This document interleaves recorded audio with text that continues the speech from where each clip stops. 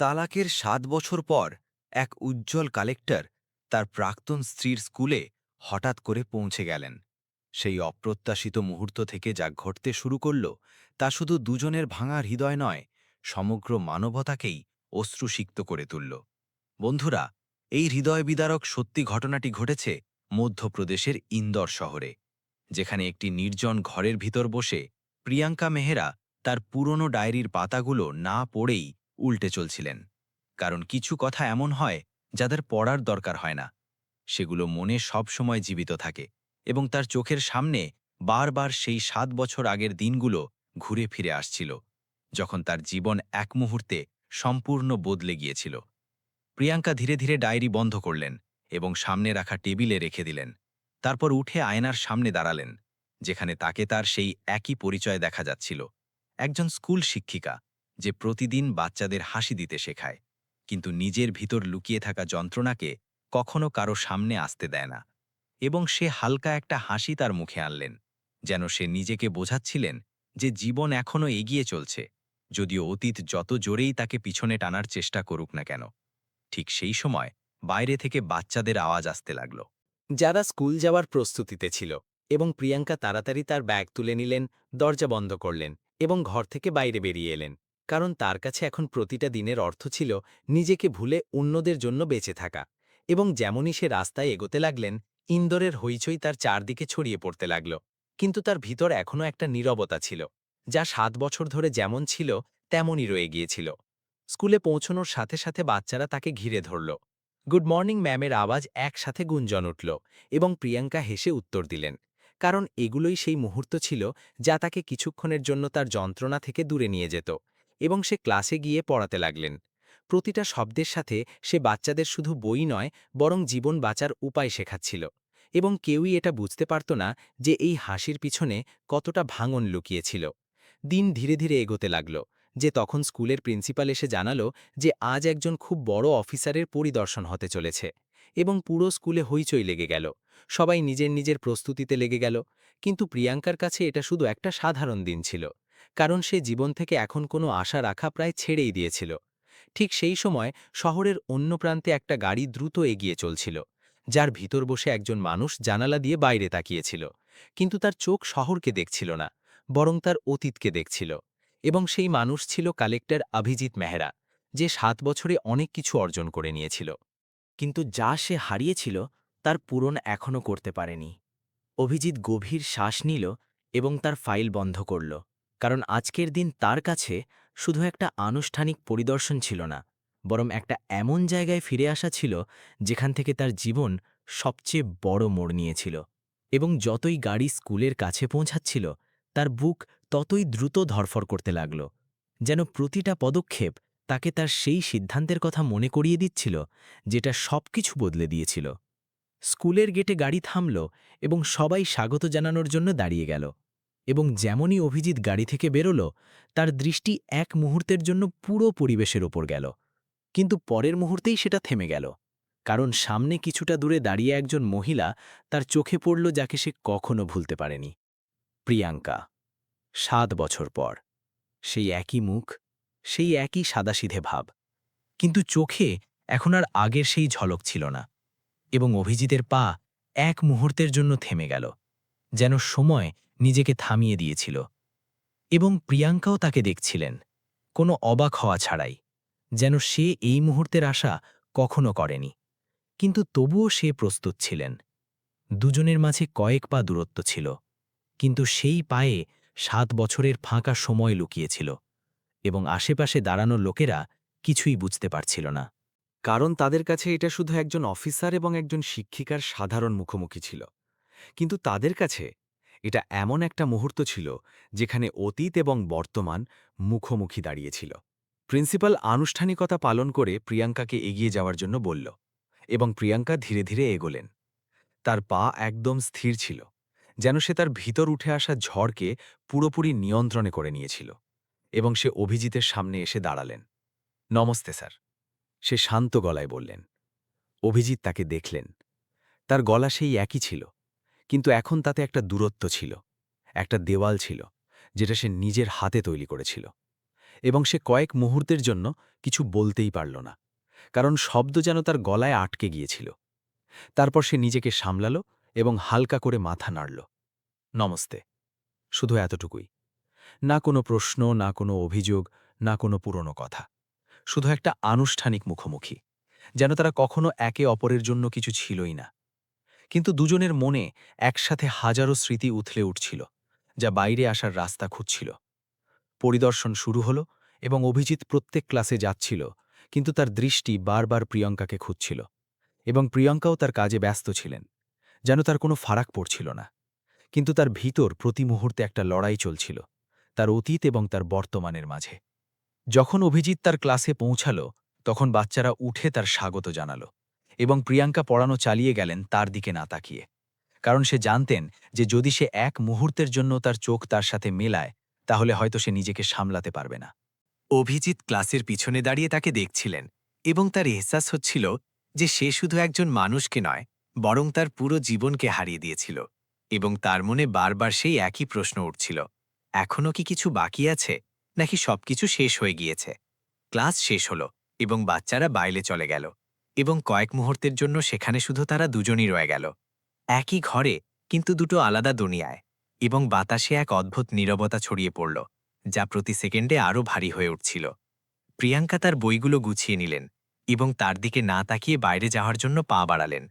কিন্তু যেমনই সে দরজার কাছে পৌঁছালেন, অভিজিতের গলা তাকে থামিয়ে দিল। প্রিয়াঙ্কা, 1 মিনিট থামো। সে পা থামালেন, কিন্তু পিছনে ফিরলেন না। সেই মুহূর্তে যেন 7 বছর আবার তাদের মাঝে এসে দাঁড়াল। অভিজিৎ ধীর গলায় বলল, আমরা কি কথা বলতে পারি? প্রিয়াঙ্কা কয়েক মুহূর্ত স্থির হয়ে দাঁড়িয়ে রইলেন, যেন নিজের কাছ থেকেই প্রশ্ন করছিলেন যে অতীত সময়কে আবার ছোঁয়া ঠিক হবে কিনা। তার আঙুলগুলো হালকা করে কাঁপল, কিন্তু সে এখনও ফিরে দেখলেন না।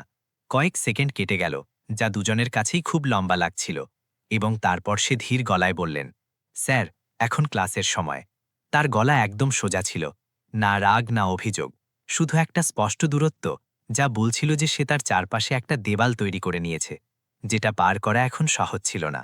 অভিজিৎ তার পিঠের দিকে তাকাল, এবং তার এহসাস হল যে এটা সেই প্রিয়াঙ্কা নয় যে কখনো প্রতিটা কথা মন থেকে বলে দিত। এটা এমন এক প্রিয়াঙ্কা যে নিজেকে মজবুত করতে শিখে নিয়েছিল, এবং হয়তো সেই মজবুতি তাকে তার থেকে অনেক দূরে করে দিয়েছিল। শুধু 2 মিনিট, অভিজিৎ আবার বলল। এবার তার গলায় একটা আবেদন ছিল, যা এক কালেক্টরের নয়, বরং এক অনুতপ্ত মানুষের ছিল। প্রিয়াঙ্কা ধীরে ধীরে চোখ বন্ধ করলেন, যেন নিজেকে সামলাচ্ছিলেন, এবং তারপর তার দিকে না তাকিয়েই বললেন, স্কুলের পর, এবং এটা বলেই সেই বাইরে চলে গেলেন, একবারও পিছনে না ফিরে। কিন্তু তার যাওয়ার পায়ে হালকা একটা টলমলানি ছিল, যেটা হয়তো শুধু অভিজিৎ অনুভব করেছিল। পুরো দিন যেন টেনে চলতে লাগল। অভিজিৎ আনুষ্ঠানিক পরিদর্শন করতে লাগল, কিন্তু তার মন অন্য কোথাও ছিল, এবং প্রিয়াঙ্কা তার কাজে ব্যস্ত রইলেন। কিন্তু তার মন প্রতি মুহূর্তে সেই এক কথোপকথনের দিকে টেনে নিয়ে যাচ্ছিল, যেটা সে এড়িয়ে যেতে চাইছিল। তবুও জানত যে এখন তার থেকে বাঁচা সহজ হবে না। স্কুলের ছুটি হল, বাচ্চারা এক এক করে বাড়ি যেতে লাগল, এবং ধীরে ধীরে পুরো পরিসর খালি হয়ে যেতে লাগল, যেন দিন তার সাথে সব আওয়াজও নিয়ে চলে গিয়েছে। এবং সেই নীরবতায় শুধু দুজন মানুষ বাকি রয়ে গেল, যারা একসময় একে অপরের দুনিয়া ছিল। প্রিয়াঙ্কা স্টাফ রুমে তার ফাইলগুলো গুছিয়ে নিচ্ছিলেন, এবং তখন দরজায় হালকা একটা আওয়াজ হলো। সে না দেখেই বুঝে গেল যে সে কে, কারণ কিছু অনুভূতি এমন হয় যাদের চিনতে দেখার দরকার হয় না। অভিজিৎ দরজায় দাঁড়িয়েছিল, কয়েক মুহূর্ত চুপ করে রইল, তারপর ধীরে ধীরে ভিতরে এলো, এবং দুজনের মাঝে আবার সেই নীরবতা এসে দাঁড়াল। কিন্তু এবার এই নীরবতা ভারী ছিল না, বরং যেন কিছু বলার অপেক্ষা করছিল। কেমন আছো? অবশেষে অভিজিৎ জিজ্ঞাসা করল, একটা খুব সাধারণ প্রশ্ন, কিন্তু তার ভিতর কতগুলো অনুভূতি লুকিয়েছিল এটা শুধু সে নিজেই জানত। প্রিয়াঙ্কা তার ফাইল বন্ধ করলেন এবং তার দিকে না তাকিয়েই উত্তর দিলেন, ভালো আছি। এবং এই দুটো শব্দ এতটাই সোজা ছিল যে তাদের মধ্যে কোনো ফাটল দেখা যাচ্ছিল না, কিন্তু তাদের পিছনে লুকিয়ে থাকা সত্য অনেক গভীর ছিল। অভিজিৎ এক পা এগোল। 7 বছরে অনেক কিছু বদলে গিয়েছে। প্রিয়াঙ্কা হালকা করে হাসলেন, কিন্তু সেই হাসি চোখ পর্যন্ত পৌঁছাল না। হ্যাঁ, বদলানো জরুরি হয়, না বদলালে বেঁচে থাকা যায় না। তার উত্তর সোজা ছিল, কিন্তু তাতে একটা সত্যতা ছিল যা অভিজিৎকে ভিতর পর্যন্ত ছুঁয়ে গিয়েছিল। কয়েক মুহূর্ত আবার নীরবতা রইল, এবং তারপর অভিজিৎ সাহস জড়ো করে বলল, প্রিয়াঙ্কা, সেই দিন যা ঘটেছিল স্যার। প্রিয়াঙ্কা তাকে মাঝপথে থামিয়ে দিলেন। এবার সে তার দিকে তাকালেন এবং তার চোখে একটা থমকে যাওয়া ছিল। পুরনো কথাগুলো এখন আর মানে রাখে না। অভিজিৎ চুপ হয়ে গেল, কারণ সে বুঝে গেল যে এটা শুধু একটা বাক্য নয়, এটা সেই 7 বছরের সিদ্ধান্ত ছিল যা সে একা কাটিয়েছিল। মানে রাখে, সে ধীরে ধীরে বলল, আমার কাছে তো রাখে। প্রতিদিন প্রিয়াঙ্কার চোখে এক মুহূর্তের জন্য হালকা একটা ঝলক এলো, কিন্তু সে তাড়াতাড়ি নিজেকে সামলে নিলেন। প্রত্যেকের নিজস্ব উপায় থাকে বাঁচার। আপনি আপনার রাস্তা বেছে নিয়েছিলেন, আমি আমার। কিন্তু সেই রাস্তা ভুল ছিল। অভিজিতের গলা ভারী হয়ে গেল। আমি বিনা সত্য জেনে তো, এখন জেনে কি বদলাবে? প্রিয়াঙ্কা শান্ত কিন্তু কঠিন গলায় বললেন, এবং এই প্রশ্ন এতটাই সোজা ছিল যে অভিজিতের কাছে তার কোনো উত্তর ছিল না। ঘরে আবার নীরবতা ছড়িয়ে পড়ল, কিন্তু এবার এই নীরবতা প্রশ্নে ভরা ছিল। অভিজিৎ ধীরে ধীরে বলল, তুমি কি কখনো চেষ্টা করনি আমাকে সত্য বলার? প্রিয়াঙ্কা তার দিকে তাকালেন, এবং এবার তার চোখে হালকা একটা যন্ত্রণা স্পষ্ট দেখা যাচ্ছিল। প্রত্যেক সত্য প্রত্যেক সময় বলা যায় না। কেন? অভিজিতের ভেতর অস্থিরতা বাড়তে লাগল। কেন বলনি তুমি? যদি তুমি একবার কারণ যদি আমি বলতাম। প্রিয়াঙ্কা তার কথা কেটে বললেন, তাহলে হয়তো আজ আপনি এখানে দাঁড়িয়ে থাকতেন না। এটা শুনে অভিজিৎ যেন স্তব্ধ হয়ে গেল, কারণ এটাই সেই সত্য ছিল যার খোঁজ সে করছিল, কিন্তু সেটা এতটা ভারী হবে সে ভাবেনি। মানে, সে ধীরে ধীরে জিজ্ঞাসা করল। প্রিয়াঙ্কা চোখ সরিয়ে নিলেন, যেন সে নিজের সাথে লড়াই করছিলেন যে কতটা বলবে এবং কতটা লুকিয়ে রাখবে। কিছু কথা সময়ের ওপর ছেড়ে দেওয়াই ভালো হয়। আমার জন্যে নয়। অভিজিৎ এক পা আরও এগিয়ে এসে বলল, আমার জন্যে প্রত্যেক সেই কথা জরুরি যেটা আমাদের এখান পর্যন্ত পৌঁছেছে।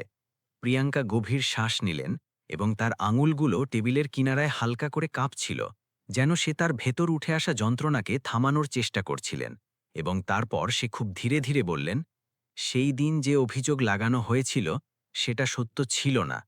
অভিজিতের চোখে একটা ঝাঁকুনি এলো। আমি জানি, এখন বুঝতে পারছি। না। প্রিয়াঙ্কা মাথা নাড়লেন। আপনার এখনো পুরো সত্যটা জানা হয়নি। ঘরের বাতাস যেন আরও ভারী হয়ে গেল, এবং অভিজিতের বুক দ্রুত ধরফর করতে লাগল, কারণ তার এহসাস হচ্ছিল যে যা সে শুনতে চলেছে সেটা তার পুরো দুনিয়া বদলে দিতে পারে। তাহলে বলো। তার গলা এখন প্রায় ফিসফিস হয়ে গিয়েছিল। প্রিয়াঙ্কা কয়েক মুহূর্ত চুপ করে রইলেন। তারপর সে তার চোখের দিকে তাকালেন, এবং সেই দৃষ্টিতে 7 বছরের যন্ত্রণা, ত্যাগ এবং এক অকথিত সত্য ছিল। এবং সে বলতে শুরু করলেন, যেই দিন সব ঘটেছিল সেই দিন আসল ভুল আমার ছিল না। এবং তার শব্দ সেখানেই থেমে গেল, যেন সে নিজেকে এগিয়ে বলার জন্য প্রস্তুত করছিলেন। এবং সেই এক মুহূর্তে অভিজিতের হেসাস হল যে সে শুধু সত্য শুনতে যাচ্ছে না, বরং তার নিজের সিদ্ধান্তের বোঝাও পুরোপুরি বুঝতে যাচ্ছে। এবং তার শ্বাস অনিচ্ছাকৃত ভয়ে ভারী হয়ে উঠতে লাগল। প্রিয়াঙ্কা তার দৃষ্টি কয়েক মুহূর্তের জন্য নামিয়ে নিলেন, যেন সে সেই দিনকে আবার বেঁচে উঠছিলেন, যেটাকে সে কখনো মনে করতে চায়নি, কিন্তু এখন তার থেকে পালানোও সম্ভব ছিল না। সেই দিন সে ধীরে ধীরে বলতে শুরু করলেন, স্কুলের ফান্ডের মামলা ছিল, টাকা গায়েব হয়েছিল, এবং অভিযোগ আমার উপর চাপানো হয়েছিল। অভিজিৎ মনোযোগ দিয়ে শুনছিল, তার চোখ এক মুহূর্তের জন্যও প্রিয়াঙ্কা থেকে সরছিল না। কিন্তু সত্যটা ছিল যে সেই টাকা আমি নিইনি। প্রিয়াঙ্কার গলা স্থির ছিল, কিন্তু তার ভিতরের হইচই স্পষ্ট অনুভব হচ্ছিল। আমি শুধু সেই সত্যটাকে লুকিয়ে রেখেছিলাম, যেটা সামনে এলে অনেক কিছু ভেঙে যেত। কি মানে? অভিজিৎ অস্থির হয়ে জিজ্ঞাসা করল। প্রিয়াঙ্কা গভীর শ্বাস নিলেন। সেই দিন আমি দেখেছিলাম। সেই টাকা কে নিয়েছিল? ঘরে একদম স্তব্ধতা ছড়িয়ে পড়ল। কে? অভিজিতের গলা ধীর কিন্তু কাঁপছিল। প্রিয়াঙ্কা তার চোখের দিকে সোজা তাকালেন, এবং যা সে বললেন সেটা অভিজিতের পায়ের নিচের মাটি টেনে নিল। আপনার ছোট ভাই। অভিজিৎ যেন পাথর হয়ে গেল। তার মাথায় সবকিছু ঘুরতে লাগল। সেই দিন, সেই রাগ, সেই অভিযোগ এবং তার সিদ্ধান্ত। না, তার ঠোঁট থেকে শুধু এতটুকুই বেরোল। হ্যাঁ, প্রিয়াঙ্কা শান্ত স্বরে বললেন, আমি নিজের চোখে দেখেছিলাম। কিন্তু যখন আমি তার সাথে কথা বললাম, সে আমার কাছে হাত জোড় করে বলল যে যদি এই কথা বাইরে যায় তাহলে তার জীবন শেষ হয়ে যাবে। অভিজিতের চোখে এখন অবাক হওয়ার সাথে সাথে যন্ত্রণাও স্পষ্ট দেখা যাচ্ছিল। এবং প্রিয়াঙ্কার গলা হালকা করে ভেঙে গেল, কিন্তু সে নিজেকে সামলে নিলেন। আমি তাকে বাঁচানোর জন্য নিজেকে দোষী বানিয়ে নিয়েছিলাম। এটা শুনে অভিজিতের ভিতর যেন সবকিছু ছিন্ন ভিন্ন হয়ে গেল। কিন্তু তুমি আমাকে কেন বলনি? তার গলা এখন ভারী হয়ে গিয়েছিল। প্রিয়াঙ্কা হালকা করে হাসলেন, এমন এক হাসি যাতে যন্ত্রণা বেশি ছিল। কারণ সেই সময় আপনি শোনার অবস্থায় ছিলেন না। আপনি আগেই সিদ্ধান্ত নিয়েছিলেন। অভিজিতের কাছে কোনো উত্তর ছিল না, কারণ সে জানত যে এটা সত্য। এবং যদি আমি বলতামও, প্রিয়াঙ্কা এগিয়ে বললেন, তাহলে আপনি কি করতেন? নিজের ভাইকে জেলে পাঠাতেন? নিজের পরিবারকে ভাঙতেন? নাকি আমার উপরই সন্দেহ করে যেতেন? তার প্রত্যেক প্রশ্ন অভিজিৎকে ভিতর পর্যন্ত ঝাঁকিয়ে দিয়েছিল। আমি ভেবেছিলাম, যদি কাউকে একজনকে ভাঙতেই হয়, তাহলে সে আমি কেন নই? এটা শুনেই অভিজিতের চোখে জল এসে গেল, কিন্তু সে তাদের পড়তে দিল না। তুমি এইসব একা সহ্য করেছিলে, স্যার? সে ধীরে ধীরে জিজ্ঞাসা করল। প্রিয়াঙ্কা মাথা নাড়লেন। কিছু সিদ্ধান্ত এমন হয় যেগুলো অন্যের জন্য নিতে হয়, যদিও সেটা নিজেকে শেষ করে দেয়। ঘরে আবার নীরবতা ছড়িয়ে পড়ল, কিন্তু এবার এই নীরবতা ভারী ছিল না, বরং সত্যের বোঝায় ভরা ছিল। অভিজিৎ এক পা পিছিয়ে নিল, যেন তার নিজের থেকে দূরত্ব দরকার ছিল, এবং সে ধীরে ধীরে বলল, আমি তোমার সাথে অনেক ভুল করেছিলাম। প্রিয়াঙ্কা কিছু বললেন না, কারণ এখন শব্দের দরকার ছিল না। সত্য নিজেই সবকিছু বলে দিয়েছিল। আমি তোমাকে না শুনে না বুঝে শাস্তি দিয়ে দিয়েছিলাম। অভিজিতের গলা ভেঙে যাচ্ছিল, এবং তুমি আমার জন্য সবকিছু সহ্য করে গিয়েছিলে। প্রিয়াঙ্কা শুধু তাকে দেখলেন, কোনো অভিযোগ ছাড়াই, এবং এটাই তার সবচেয়ে বড় শক্তি ছিল। কয়েক মুহূর্ত পর অভিজিৎ তার চোখ মুছে নিল এবং তার দিকে তাকাল। এখন কি অনেক দেরি হয়ে গিয়েছে? এই প্রশ্ন বাতাসে থেমে গেল। প্রিয়াঙ্কা তার দিকে তাকালেন, এবং তার চোখে এবার শুধু শান্তি ছিল। কোনো রাগ নেই, কোনো অভিযোগ নেই, শুধু এক গভীর ক্লান্তি। দেরি তো হয়েই গিয়েছে, সে ধীরে ধীরে বললেন, কিন্তু জীবন থেমে থাকে না। অভিজিৎ তার কথা মনোযোগ দিয়ে শুনল, যেন সে প্রতিটা শব্দকে নিজের ভিতর নামিয়ে নিচ্ছিল। আমি আমার অংশের যন্ত্রণা বেঁচে নিয়েছি, প্রিয়াঙ্কা এগিয়ে বললেন। এখন আমি শুধু নিজের জন্য বাঁচতে চাই, কোনো পুরনো বোঝা ছাড়া।